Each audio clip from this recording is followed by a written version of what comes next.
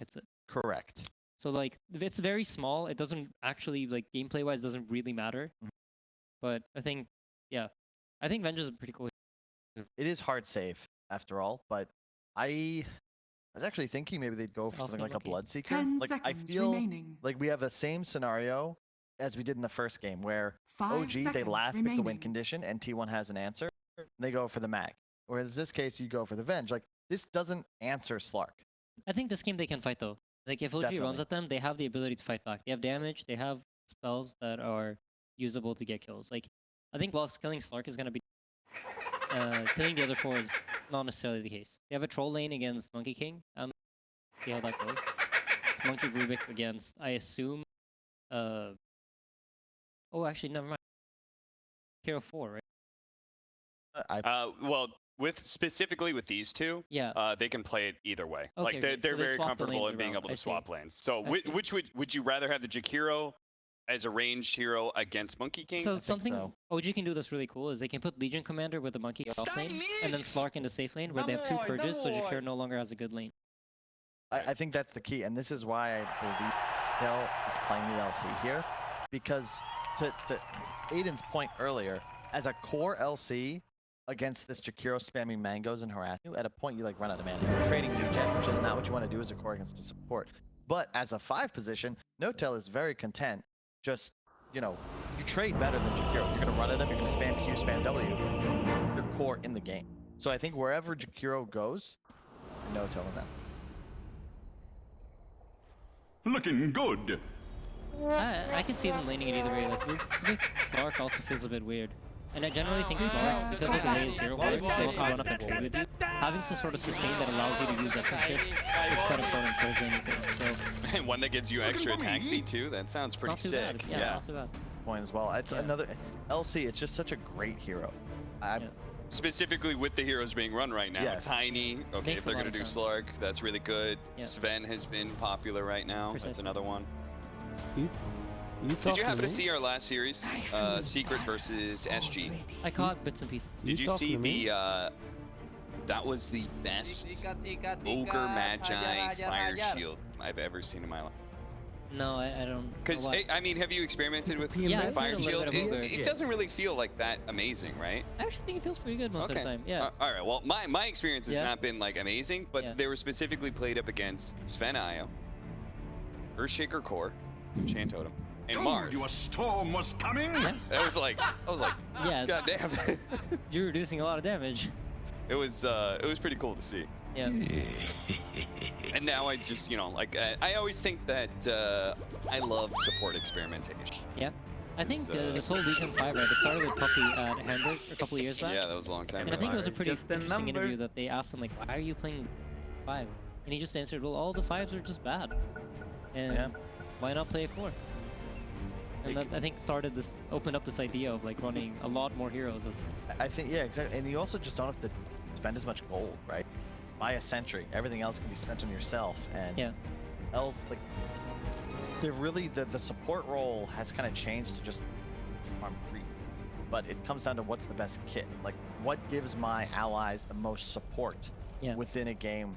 And LC just, you know, EKB lockdown is really tough to come by. I also wanted to touch on OG's final bans. I thought were really don't like the Venge as much as perhaps the Darkseer or Enigma, which were banned out. Because T1, they didn't have that big AoE ultimate finisher, and that's also, of course, to cover the Slark. 30 seconds Yeah. An to Enigma battle. pick would have actually been real nice, even with already on your I think it's very similar to how Rubik and Jakiro interact. It makes Rubik's game better, but it doesn't necessarily counter Enigma's game. Enigma still does what Enigma wants to do. So, whether Rubik is there or not, it doesn't really change anything for that matter. For, like, whether you should pick it or you can't. Now, for anybody who's tuning in and maybe doesn't watch a ton of Dota, can you guys break down very simply what are the strengths battle of begins. T1's lineup and what are they looking for compared to OG? Okay, so I think T1, in order to win this game, they need to do well in the lanes, and then they need to use the advantage they get in lanes, stop OG from running at them. Because OG is going to hit a timing similar to the last game, where T1 is trying to farm the Vengeful Ags, they're trying to get Storm's items, and they're trying to farm up the Troll. And they need to play kind of like response Dota. And when you end up in that position against OG, I think you generally will struggle. But if you can apply pressure to OG and force OG to fight on your terms, I think that's where they might struggle a bit in this particular game. especially a Storm who's ahead, like straight up take over the game. I like this start though. They're looking to try lane. I think this is a great answer to both an LC support and a Slark. Slark hitting these levels. You want to trade. You can't do that in 3-on-3. Just straight up spam the spells. So they're trying to push in the first wave here to get lane control. If you look at 23 Savages trying to drag the creeps up to connect to the next lane. Perfect. Which will make the Tree Protector all the more effective. Yeah. It's going to be able to cut off people, get a good Nature's Grasp in. And that just depends on Cuckoo having an okay time, which we saw, like, the Fate Beyond, they would do this all the time on LGD when they were running the offlane bench. They would just kind of throw him to the wolves at the beginning. Yeah. I think Slark is actually a pretty good hero against most tri-lanes, though. Especially tri-lanes that don't kill. Because you're going to get a lot of farm. Once you're level 2 or 3, Looking it's very hard to good. go on. So as long as you have sustain for the Slark, I think he's going to be able to get quite a lot of CS here in the bottom lane anyway. Yeah, unfortunately, they control the lane, but they've given up level 2.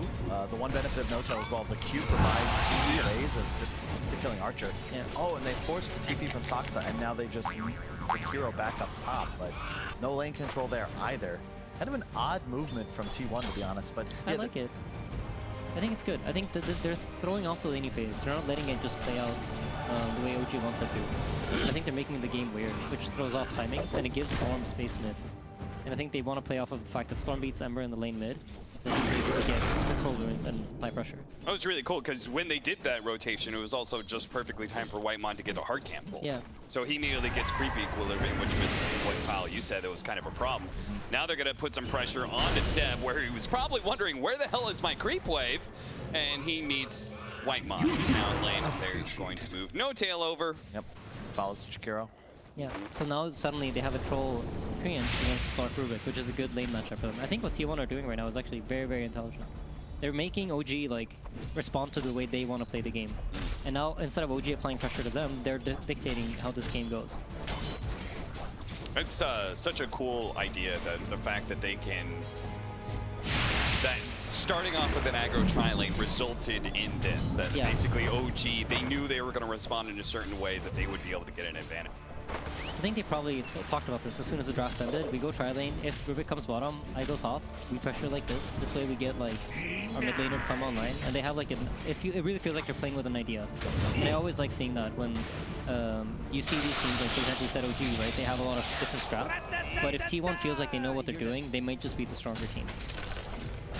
Yeah. Again, I was super excited for this matchup because I thought like these were going to be titans of team fight, just smashing against each other. Might be able to get that in this game too.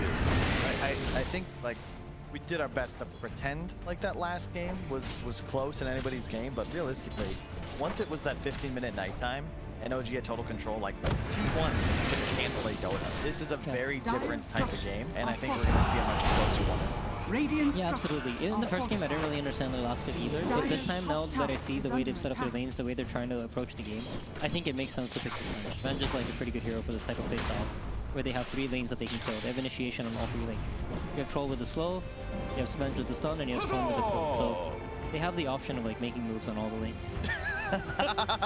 He knows he's gonna go for the slight steal, right? Oh, that's good. Oh, wow. The double bounty, or the double Beautiful. water rune. That is very smart by Carl. Let's see if he actually wins through this. With the flame guard pulling him back in, he's gonna be able to take out the. Oh, if he runs into the second remnant, it'll go away.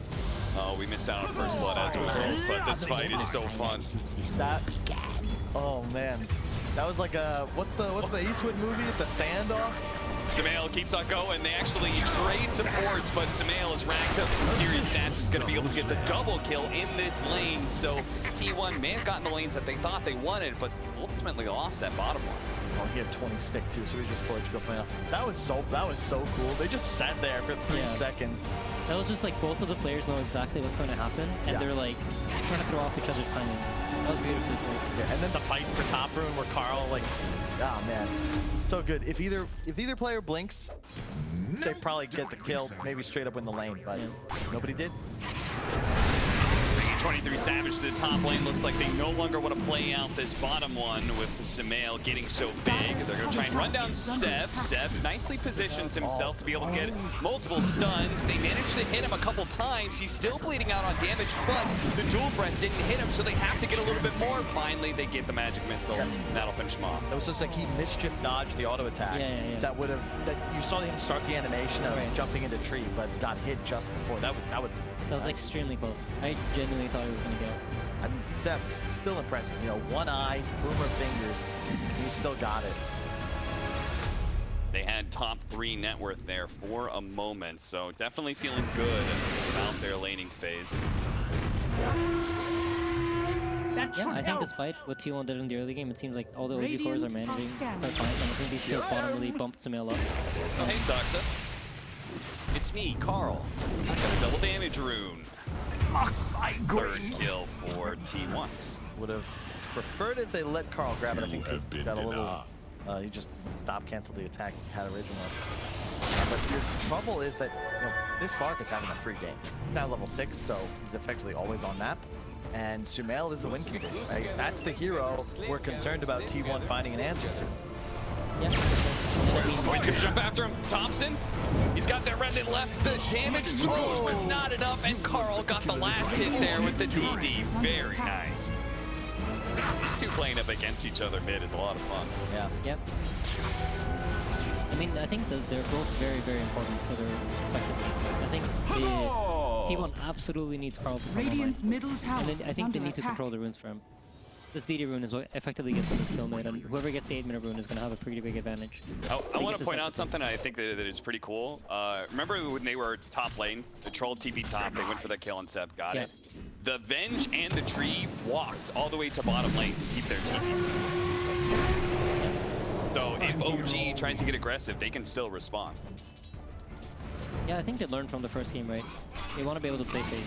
They want to be able to whatever OG does. Yeah.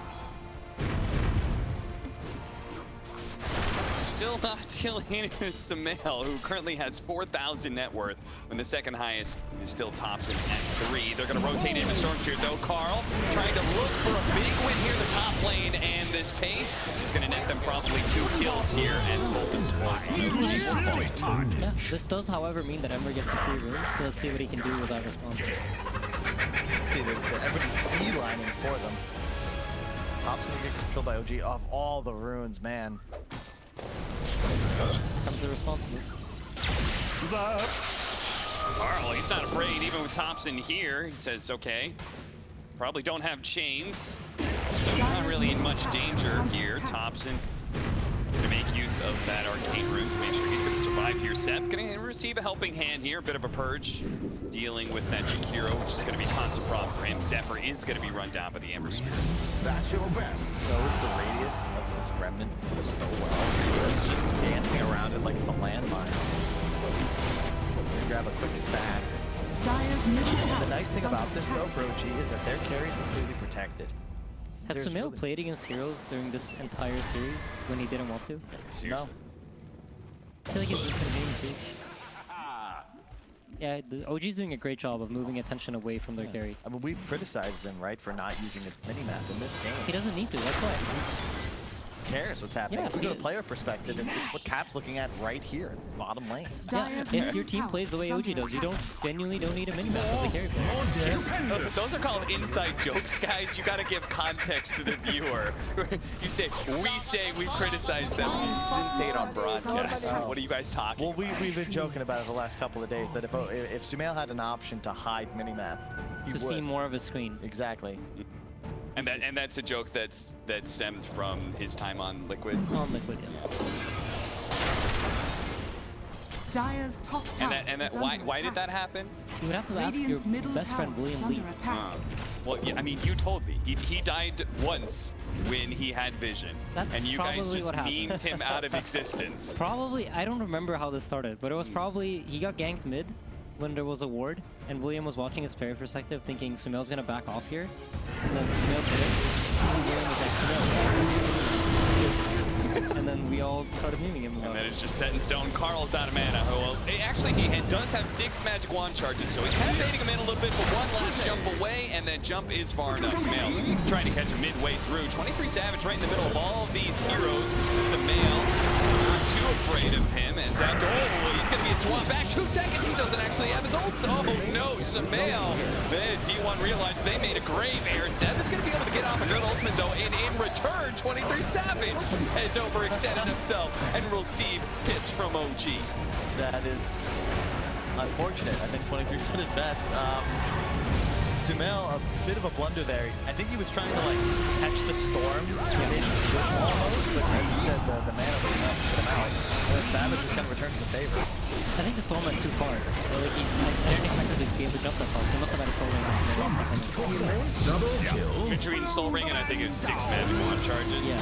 Whitemon almost dying there. Thompson still playing the edges, looking for that last light. They are going to be able to get a nice overgrowth, walking down with the Ice Path followed up. Thompson's dead. Sumail may just fall again if they can somehow get in front of him. They've got to swap. Sumail's going to show. There it is. Swap back. Stunned while the Dark Pact is down. And T1 holding their ground, holding the line around the tier 1 tower, winning these fights. And this goes back to what we talked about earlier, right? If you let T1 fight, if you let them play to their limits, you put them in a position where they're allowed to play Dota, they're a fantastic team. Yeah, they're showing that here. They're holding their own against OG. Carl's balling out. He's 5-0-3. But like his score doesn't really reflect like how much he's like had to play Dota this game. Pretty much dueling Thompson since minute 2. Another kind of uncharacteristic mistake from Sumail. Yes, I am talking to you. I'm not quite sure why you keep going middle and pouncing into tier 1 towers, my friend. Yeah, he was having a totally free game. Don't you just kind of like chill out for a while? I mean, the storm thing, it would have been a big play, you know? He didn't expect the soul ring. He gets that. We're talking about how sick of a play that is. That's true. This is what Dota comes down to ultimately, like these small things. And I think right now, when it comes to the micro decision making, T1 looks slightly sharper. I think OG, when it came to the macro and like the decision making and understanding how to execute their draft, that's really been their strength. Yeah. And I think when OG's forced to play these micro decision making games, that's when they sometimes tend to suffer.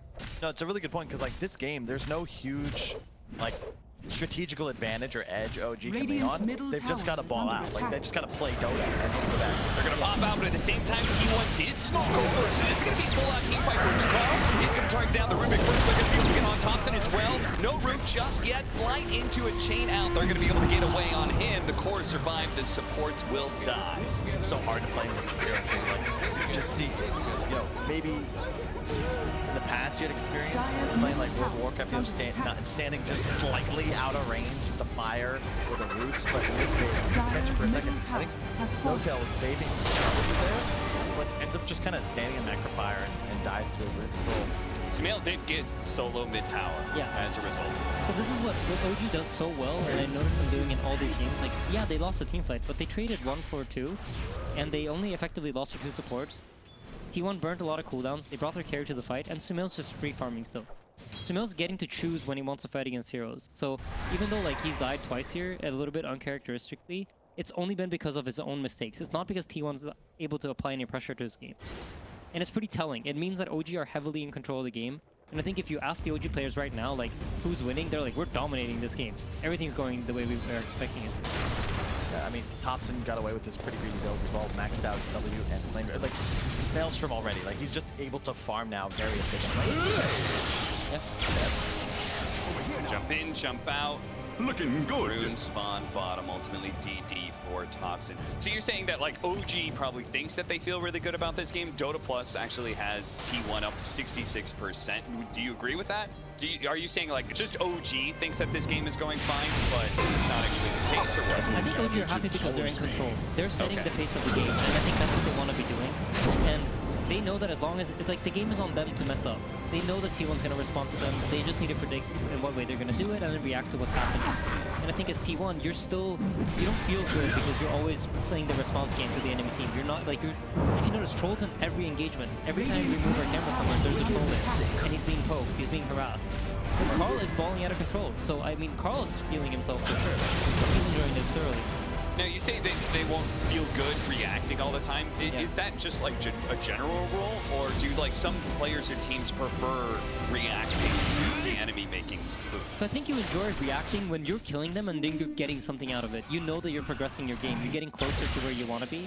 And I mean, obviously they have been, but I think like if you think about all the small things that are going in their favor, all it takes is one of these fights not to, and then suddenly we're gonna feel like Slark is unkillable and we can't do anything about him. So I think from OG's perspective, they feel like they can lose 10 fights, but as soon as they win one, the map is going to open up for them. Okay. So T1 has to parry perfectly every single time. Exactly. And we haven't seen them slip up yet. No, exactly. I think what T1's doing is like perfect, but OG also are aware of that. Like he needs to keep going this way. I love it. White Mountain quickly killed T1. Or actually, they stole Macropire on Soxa. That's a big pickup. Mel, he went for the Dark Pact cooldown, and it's because he's just kind of a weak condition. And like Abe was saying, like his deaths are kind of on him. Radiant's It's middle really tower tough is for under T1 attack. to deal with Slark in this game, unless Troll or Storm just gets like an item ahead.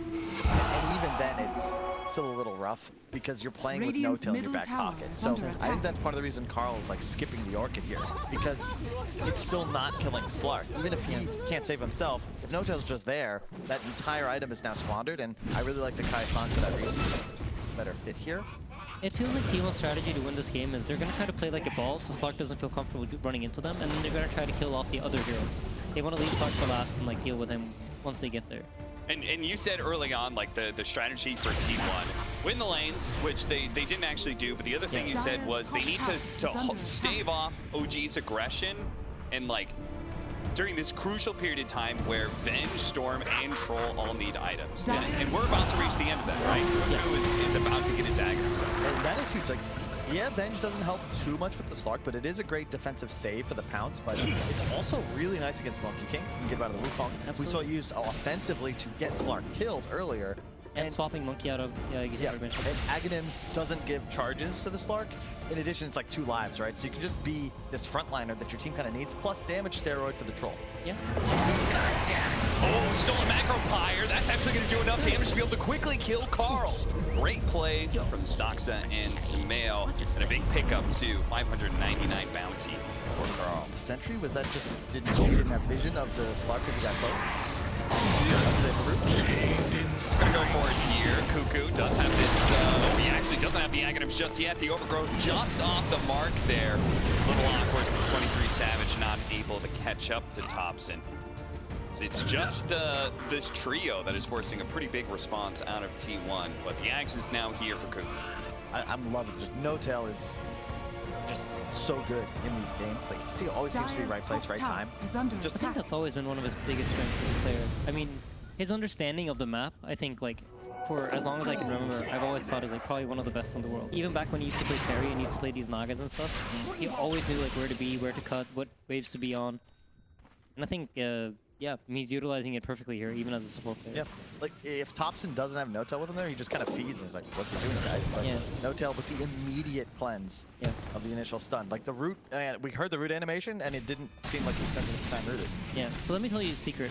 I learned this when I was playing with Sumail. When you have these really over-aggressive player types, like Sumail when he's mid or Thompson, you kind of get it for free almost, because you know they're going to run into trouble. Because you've seen it happen so many times. You can easily position yourself behind them. And if the enemy team doesn't respond to these players, they're just going to get so much out of the map. Nice long jump from Carl is going to be able to catch. Oh no, Soxa caught him with the telekinesis and stole ball. I really like that point because I've had the experience of the opposite kind of player, which is passive to a fault. And the trouble is when you play around them and they don't push their limits, you end up feeling completely useless because nothing's happening on the map. When you play around these guys that know what to do, that get in there, that create action and chaos, suddenly you feel like you have a purpose. I feel like occasionally our casts just serve as a sort of therapy for Kyle to be able to get over his former team experiences. I'm just here for the Dota cap. It's nice to watch good players at the best of their abilities. Long jump over. Zep gonna be caught, but immediately there is gonna be the purge coming out from no-tail, but they still can keep going. Duel going out, just trying to keep the Storm in place, but it's going to be a duel that is actually not won, just ever so barely. Turns around, nice stun, but mana, okay, they don't want to chase any longer, and it's probably for the... Love Seb's filter. He had the Echo Saber queued up initially, but I think Mage Slayer, even as the offlaner, is just the right choice. It's something I love about OG is that they're always getting these items that are right for the game to help out the heroes that count. In this case, it's Clark. Radiant's bottom tower I'm is interested to under see how this attack. Mage Slayer plays out. Oh, it's out of the magic missile. Thinking about pursuing here, especially with the Storms here being chased away there a bit. He can't come back to join the team fight perhaps, and they're going to be able to hit a nice two-man stun. Cuckoo may be the first to die, but remember, he's got that extra life.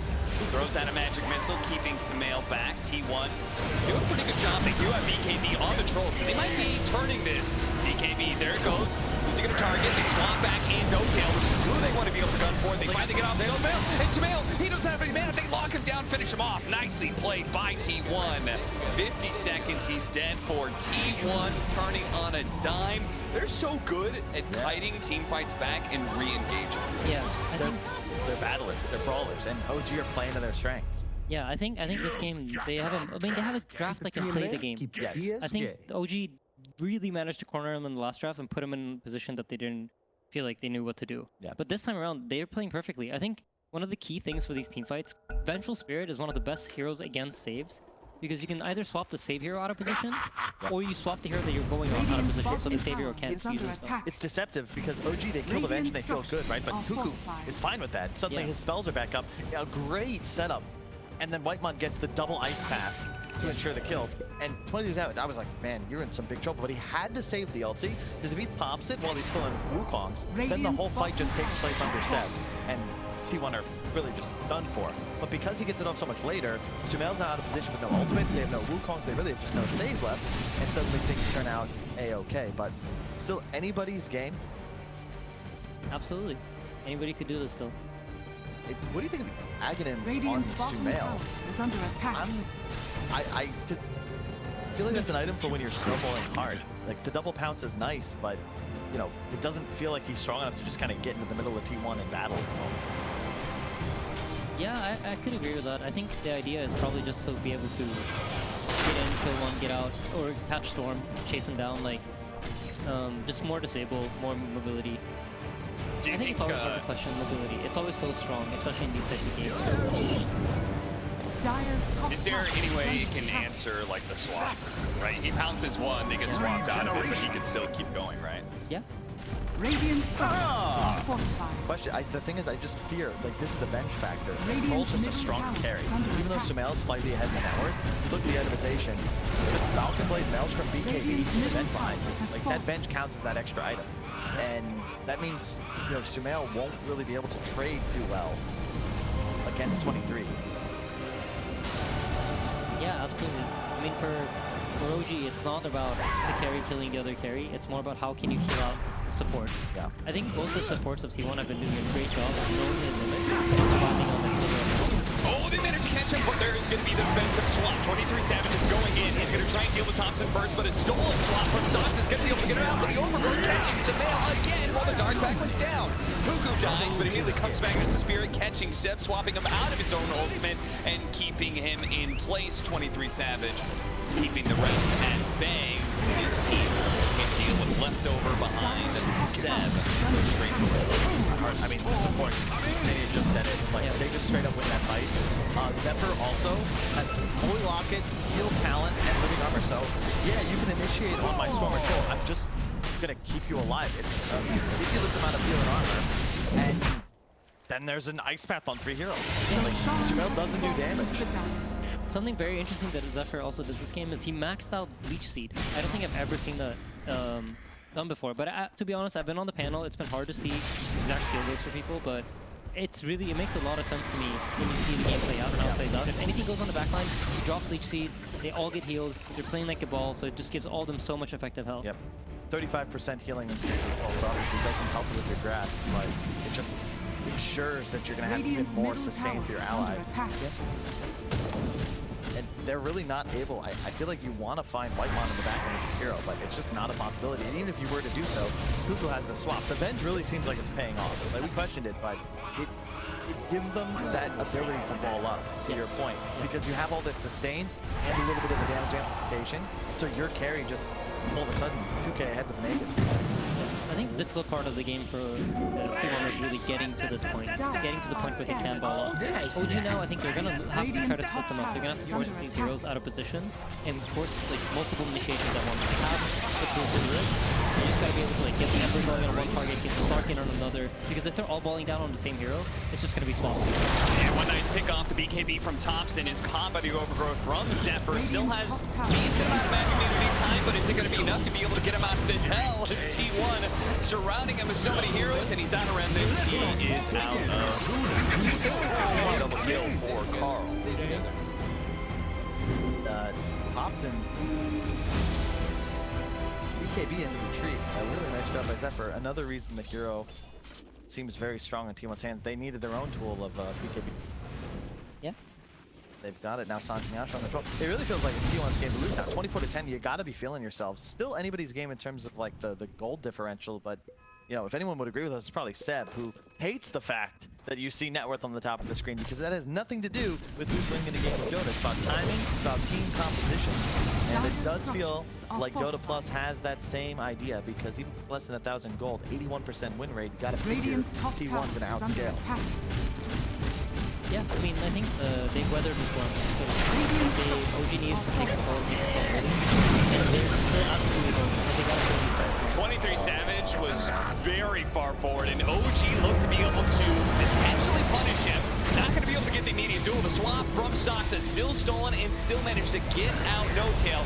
Bounce forward, Sumail does manage to get on top of the support, so there is going to be Whitemon down. An important member of T1 to be able to stay alive. This team fight the swap back in. He'll manage to get the duel. 23 Savage gets the duel off. Sumail keeping him inside of the Wukong's command, where he will die there. OG finally managed to win a team fight, a big one at that, where they get 3, and Carl thought maybe they could turn around on a Seb, but Seb does have Sumail right behind him, so even if they do manage to kill this Monkey King, they may be losing both of them here as... Oh no, 23 Savage. Bad time for So, like we Flag talked him about, 30 seconds ago? He was farming power by himself. this is the thing, right? If they ever drop this ball, they don't have the positioning, they don't have the way they don't position their heroes the way they were doing earlier. This is what's going to happen. And OG are always on the prowl. I think they're going to take over the entire map now, try to clear out the vision, and then make sure that they are able to continue chasing the T1 heroes down once they spawn. He's got 196 extra agility. Can't click the Monkey King, don't click me then. This is very unfortunate, because that was a stolen Venge stun, and I think Carl might be in Yeah, they're going to be able to catch both of them. They do manage to finish off Seb, which was what the original trap was laid for. 53 stacks on Sumail after 212 bonus. Yeah, it's almost, that's I mean, more than the 196 I pointed out 10 seconds ago. Focus on observing, Cap. I'm leading this TriCast and doing observing. The least you could do is listen to me when I talk, Kyle. I'm so focused there. The Dota is fantastic. Okay, so we already see the big mistake has just happened, which is somehow 23 Savage is dead alone in front of tower. Then comes out immediately BKBs, which I think is actually a mistake here, because suddenly he can't, like, he's backing with BKB, right? And to your point, Aiden, they now don't have the tools to properly position a fight. He has to use ulti. He's swapped in, wins the duel, but look at how this fight happens now, right? Everybody's zoned by the Wukong, and he's just stuck inside of it. This is when Monkey King plays well into Troll. If you can force this, you're going to always be happy. Yeah, it's just the Monkey King arena here just zones off anything, but they really need the Venge to be present when they take the fight. Sumail, he's still got some stats going, and he's not slowing down whatsoever. These pounces are staying on top of these supports. They cannot seem to get away. Swap back in, No-Tail. Now he's in an awkward position. They're going to jump on a 23 Savage, turns around, pops a BKB before the stuns come in for the Monkey King, but again, he's going to retreat with that BKB. No, he's not. He's going to finish off Sumail. Turns around real quick, blows him up, does manage to get the swap back in, and 23 Savage heals up just a little bit. Can he finish off Seb before stay alive? He does. Thompson's going to commit, trying to finish off 23 Savage, does get that one. With the BKB, might be able to get 2 here at Zephyr. Just one slide away from dying, actually does die to Soxa. Leading up to, TPing out, doesn't leave a remnant behind. mana for the full.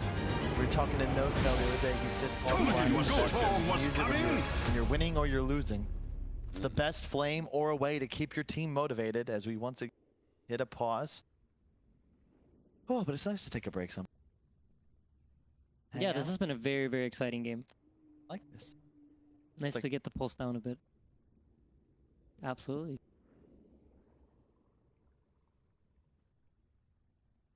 Why are you guys looking at me? You're in charge. Okay, analysts, please talk about this game state. It's paused currently. Oh. Nothing much is happening. That's a good observation. I didn't realize that. You're welcome. That's We have a 10K MMR replay. analysis You for you can right you there. can break down this replay Feel that free, I Kyle. shouted over. Well, Notel does not have his W available. Sumel uses Dark Pact. Then you're going to see Sumel go right back in again at Dark Pact. However, he does not press his ultimate button. Gets immediately silenced as it fades by Carl just before he tanked that stolen Venge stun. So, Sumel dies as Notel had no ability to save his carry. Sick timing from Carl. That was Yes, really good. that was very good. And that's what makes playing into the Slark so difficult, because it's like, of all heroes that kind of demonstrate the frustrating nature of Dota, it's like, did you get the Orchid? Okay, well, you've won the fight. Oh, did he hit Q or R just as you did? Well, you've lost the fight. And them's the breaks. I think you gotta love to gamble if you want to play Slark. It's like Yeah. a little bit of it, right? It's the mind game of am I gonna Q or am I not? So we were having this discussion on the panel earlier about what if you showed mana bars for both sides? Like if you could see the enemy team's mana bars. A hero like Slark would instantly die, right? It would just ruin the concept of Dark Pact because you just see the mana bar. Yeah. move. So it was a hard no on my end. Indeed. And I will say, I would also love, because we both play. Hang on. Oh, hold up. Not going to be able to get away. Maybe his spirit can get out.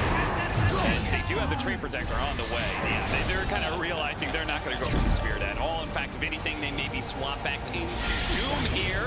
Seb, going to be silent. Carl not fully committing to this one, though. They haven't seen the Slark just yet. Cuckoo.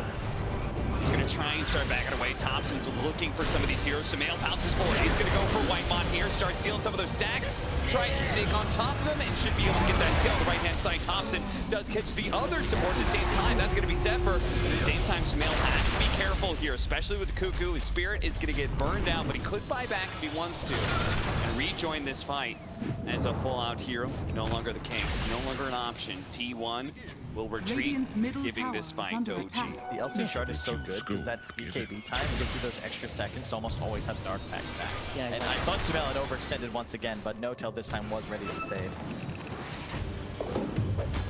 And if you just think about this game, like, how many times did we just see T1 absolutely, like, outplay, play to their limit, do all these small things right? And despite that, like, the game is fairly even. Yeah. Probability of accuracy. Yeah. At the same time though, like this is the trouble. Like you're playing against OG and you make a pretty big mistake up top. Give away that Aegis advantage that if you swap roles, maybe OG utilized to get a. They're just so good at applying the pressure, right? They're always in your face, and you're always forced to play extremely sharp. And the second you stop, that's what happens. Oh, we got it! Doesn't manage to get the pounds. The team is coming in, but it's too late. Carl's already dead. Double damage of Sumel made short work of Carl and OG. They could just keep going. Certainly are going to be looking for somebody here. Zephyr not Dyer's spotted. bottom tower is All under has attack. buyback there. Would not be surprised if he's gonna use it. Yeah, considering how aggressively T1 is positioned, even though they're missing their mid laner, Seb, he sees this. He's spotting some heroes right now. Swap back into the Axe Path. That's a good hold, but he did not manage to get it in. Snare out. The troll did not get lucky, and Cuckoo will die for what he thought was going to be an Ember Spirit kill. Pounce through the spear. Doesn't actually latch on top of him. And that is going to be the spirit being gone as well. I can't believe T1 tried that. It was a risk, and it was not a calculated one. Yeah, this is looking really, really good for OG now. They're knocking at their door. Potentially forcing two buybacks Dyer's here. bottom tower is under attack. And this is where things get a little Radiant screwy, just because are suddenly scattered. OG have this ability to play, like, you know, T1 were kiting while they were controlling the area, but now suddenly OG's reach potential has, they have the Aghanim on both cores. Dyer's bottom tower Seb is able to play trees, Radiant's middle tower And, is and under so it's just attack. so hard now for the Jakiro tree to set up like we saw them do so effectively in the mid game, Yeah. because suddenly Sumail's just gunning for them. Yeah, OG's getting the initiation in all these last fights. They're getting the kind of jumps that they want. They want these fights when their T1 is not balled up. T1 needs the ball where it feels impossible for OG to commit in. But it might be reaching that point where Sumail is now tanky enough to go in, knowing that he has no tool to purge him, and he can just apply all the pressure. He has the Scotty as well, so silver edge to boot. Feeling very good. And it also feels like a lot of these fights are starting. He already has some stacks built up. It's definitely the So you notice top here, he just goes in, pushes the wave a little bit, makes sure it's going in the right direction, and now he's already moving over to the No Tail's camping pit. I'm sure he's aware that this will be up momentarily, and there it is. T1. They know this timing as well. They're sweeping over to the Roshan pit. They have no idea how low it is. Now they get some vision. Cuckoo. Spots that Sumail is trying to solo it. Both teams are just going to hold their side of the high ground around Roshan. Yeah. And this is like a classic standoff, right? Neither team really wants to fight into the other team's division. So now it's going to be like a little bit of a strategic game of who can get the smoke. You're trying to wait here to get a timing where the enemy team is not ready. So something that you might see teams do around this time is, if you look at the clock up top, it says 33:40, right? So you know at every complete minute the camps spawn. So you know that the heroes are going to be around the jungle at that timing when the camps are spawning. Because you know they're grouped up, there's not a lot of farm on the map available to them. So that's a potential timing for you to make a move. But it seems like OG, they recognize that they're just balled up. So they send tops onto the side lane, push it out, get more info, and then make the play based on that.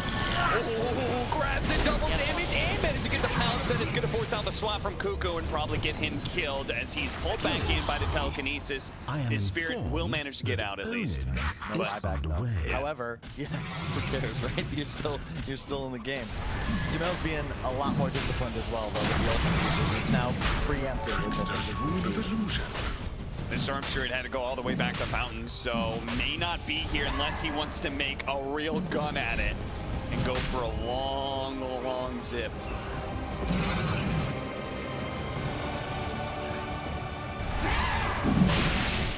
Keeping the vision inside. Sumail's double damage is going to wear out. Storm's going to start TPing onto the outpost. Thompson is in. Thompson's going straight up for those supports. Sumail, not sure where he's going to, but 23 Savage is a little bit isolated here. Cuckoo's trying to keep pace to make sure he can swap back 23 Savage, get him away from Sumail, while Seb is scaring back the rest of these heroes. Thompson's going to be able to finish off Zephyr. That's going to be first. 23 Savage looks at Zeb. Carl commits with the Aghanim Scepter, pulling them both in, but inside of that Monkey King ultimate, they don't feel great. Again, the stolen swaps coming out from Saksa is going to be able to keep his cores feeling good and feeling aggressive. As telekinesis tossed back, chained up together. Toss, duel, going out, no tail. They turn around quickly, kill him. Winner, and Carl gets away before Sumail can hunt him down, but Sumail doesn't kill. He's going to be able to go for the support and may still be able to catch Carl. Carl, no mana. Sumail bounces on top of him. They catch him. 4 dead on the side of T1. And now Roshan is going to go the way of OG. So this team fight, I don't see any other player on top of losing this. But you notice how he just straight up into no vision, rolls in with the Ember. He knows that they're there. He's playing off of the fact that he knows that they're positioned there. That's how 95% of supports are going to position themselves when their cores are running into the Rosh pit. And they get this team fight where there's like basically 4 fights going on at once. Top one's chasing supports. You have Sumail chasing 23 Savage, and you're forcing T1 to not be able to use that swap to just save whoever's getting initiated on. It's really, really smart gameplay coming out from OG, and they're doing a lot of this blind. They're not playing off of vision, they're playing off of where they think they're doing, what they think they're doing, and their own game sense. They're just forcing skirmishes, Yes. and they're ensuring that supports die, which they were unable to do earlier in the game. I even love the way like they're itemizing with this Dire's knowledge middle of like how they're gonna play. tower is under Thompson is going Refresher. Like he is playing for like these quick fights. It's all about survival for OG. Create Dire's top chaos. tower is T1, under they need a more attack. coordinated method to win fights. Like they need to kind of control. You saw even there, when Savage got kills, Dire's it was top with tower like 3 or is 4 falling. heroes collapsing. You actually had target Dire's the big middle ice pad. tower is under attack. OG, they're just pre-ulting on Sumail, spamming dark packs. You got No Tail just kind of waiting the wings to get off punches. And Thompson's gonna have 10 remnants. How do you hit a man who's invulnerable and flying through you? And he probably gonna buy the shard too, right? So every kill he gets, that's another bonus remnant. I wouldn't be surprised to see it right after the Refresher. Very nice edge switching up. I think that makes sense just because it boosts your regen time when you're off map. It's just not really anything he needs to flicker. He has enough courage with the Dark Pact at this point that the lifesteal is just better for him. Dire Paladin are Sword's scanning. doubly effective because he's also got the shard too. Right? Precisely. Point. Slark Shroud is so broken. Control will end up attacking no one if used. Can actually save against the semi-black hole coming out from the Storm Spirit, the Aghanim Scepter. Huzzah! So yeah, I think for OG it's going to be important to continue taking fights like that, where they can predict where their supports are going to be positioned, and Thompson can just roll in. He's just continuously going to do this, I'm sure. He's just going to jump into the backlines. He knows he has like 5 different jumps, so eventually he'll find them. There are only so many spots that they could be hiding in. Is under attack. He also And the 25 talented- talent, right? Yeah, he talented totally for Searing Chain as well. So you're just going to see him zipping back and forth, setting chains.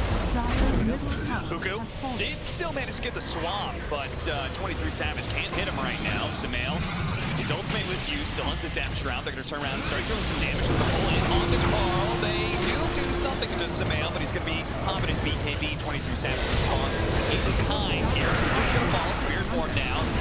They do manage to get the nice lockdown. Macro Fire going out. The Ice Basket actually locked down. Thompson refresher.